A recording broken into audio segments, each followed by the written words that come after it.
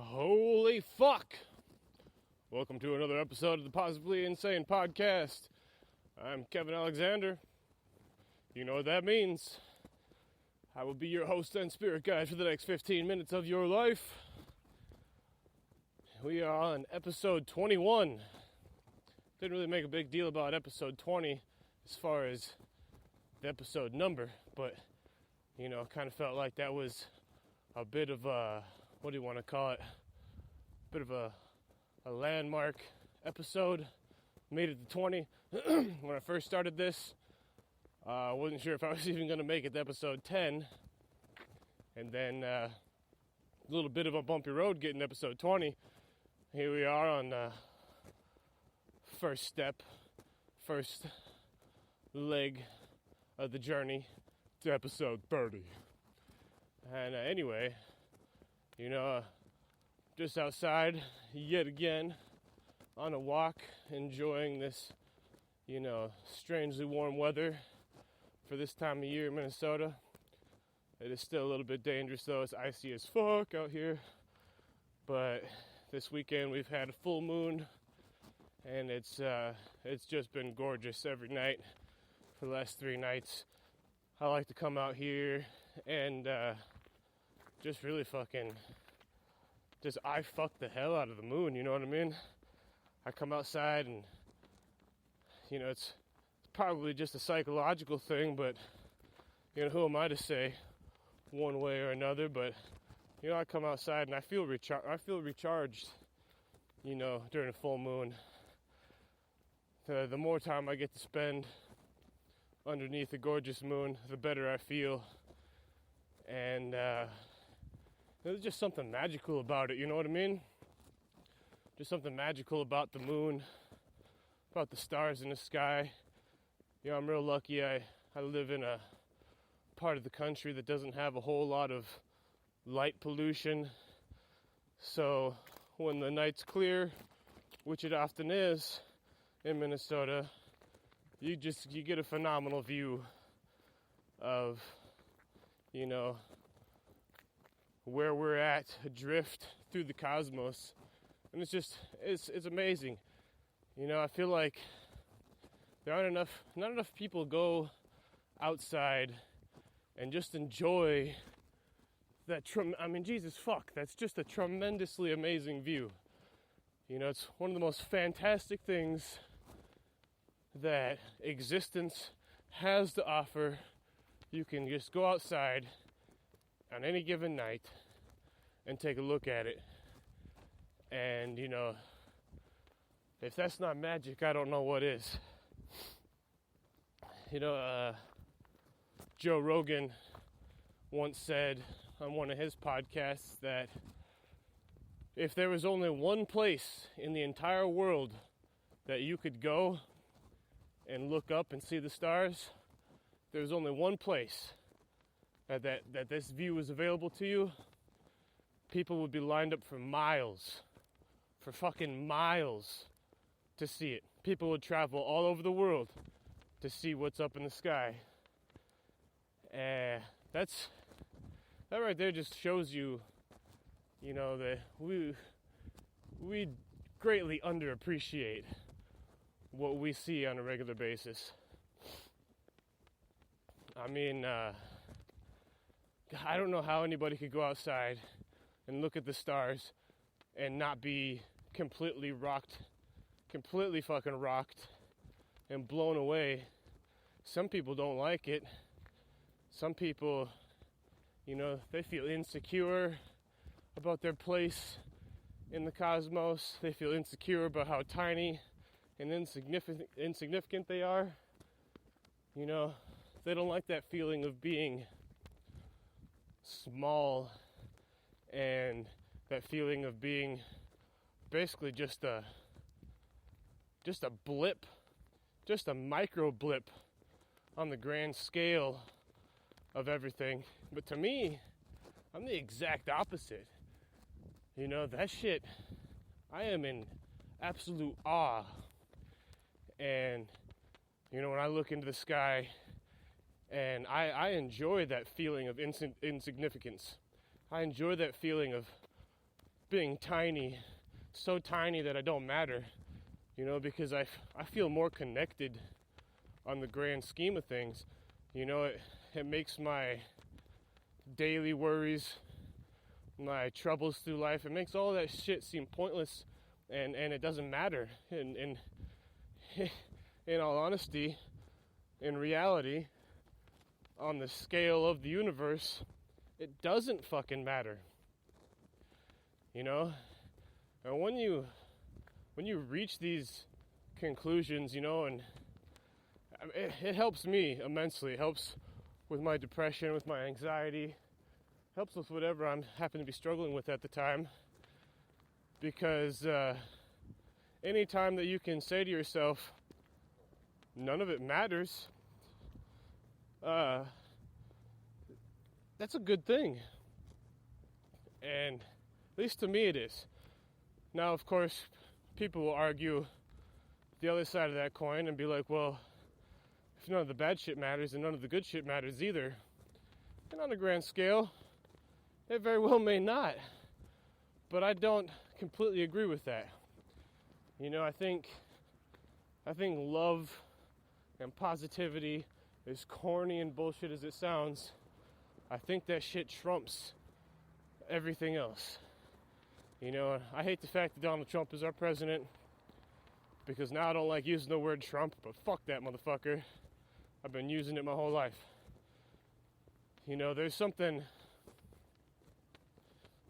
deeply powerful about, positivity, love, and the expression of both, the experience of both.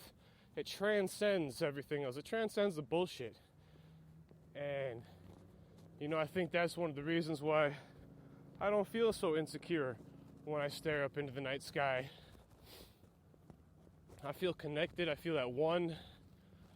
I feel at peace. And that's something you can't put a price on. Peace.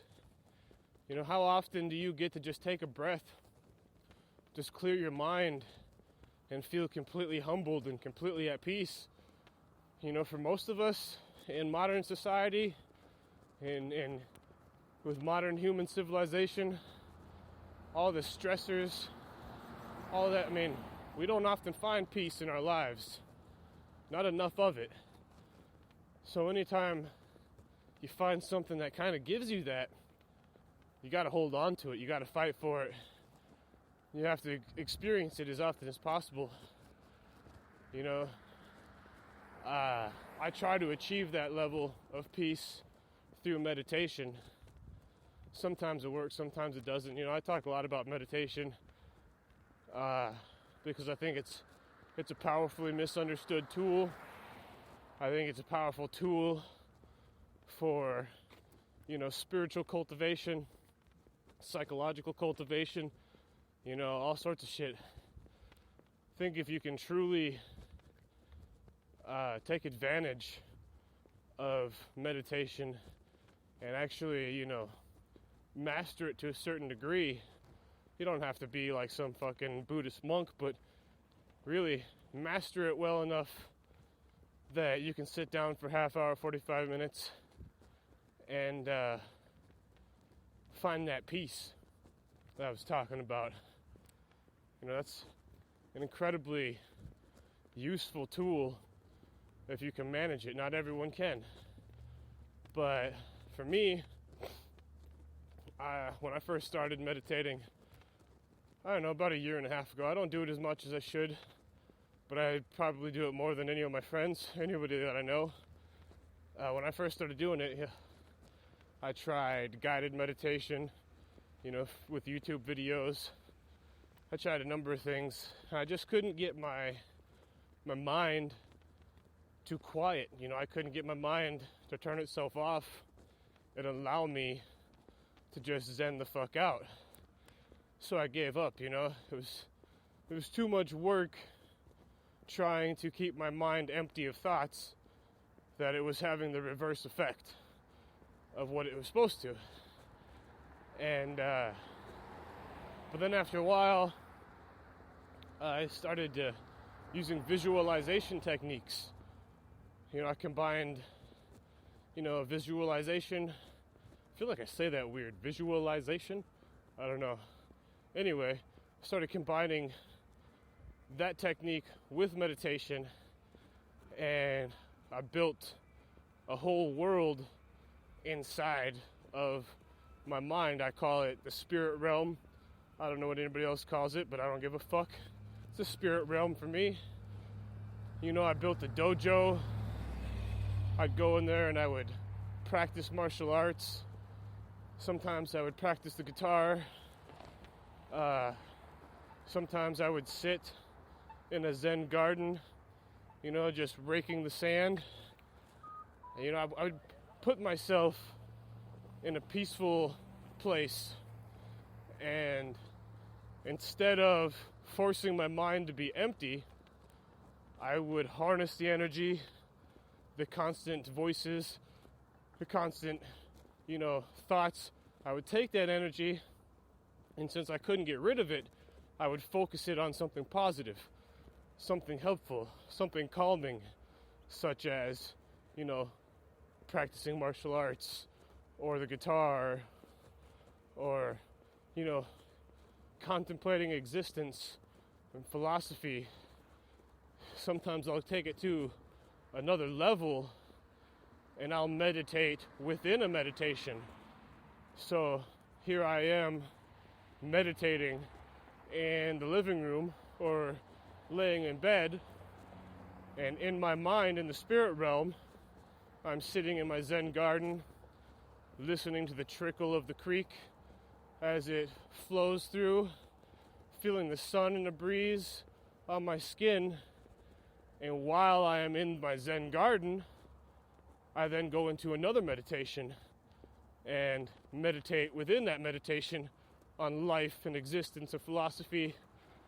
And I have no idea how beneficial this is, or how beneficial it would be to other people, or even why I do it. But it feels right. It's calming, it's relaxing, it's refreshing. And when I come out of it, I feel better. Sometimes I, learn something.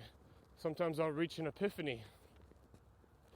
And I feel like that's progress. And anytime you're making progress through meditation, you must be doing something right. I'm a little bit fucking winded. God, I'm out of shape. You cannot get in shape through meditation. That's a fucking fact. I wish it wasn't, but it is. You gotta do some physical shit there. And I'm a firm believer that not only should you exercise the mind, which I believe meditation is an exercise of the mind, but you really should balance that with the exercise of the body. Because your body, as cliche as it sounds, is your fucking temple. And you're only as strong as your temple. Doesn't matter how strong your mind is. If your temple falls apart, you've got nowhere to fucking practice your shit, man. You got nowhere to live. And I haven't taken care of my temple nearly as much as I wish I had. I wish I would. I want to start, though. I'm just kind of lazy.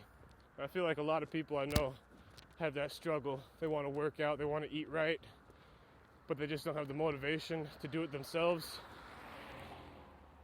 I'm trying to figure out how to put together like a group of people I know in real life. We all help each other out, motivate each other, do the right things, just be healthier, happier, live a more fulfilling life.